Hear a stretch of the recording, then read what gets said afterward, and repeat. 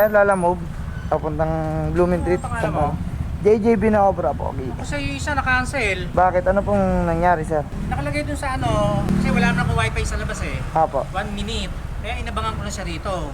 Tumatawag na pinipindot ko naman yung cellphone ko. Apo. Nawawala.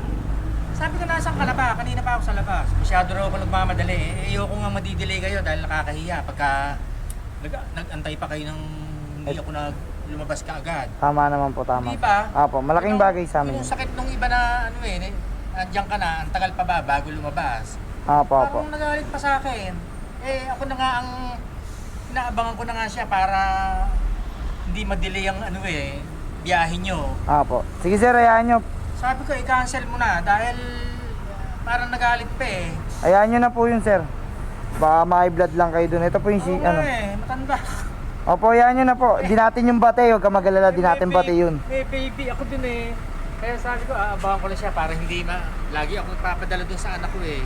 Ngayon lang ako ano ng ganyan na galit pa sa akin. Galit pa. Okay. Sige po, hayaan mo, sir. Di natin bate yung rider na yun.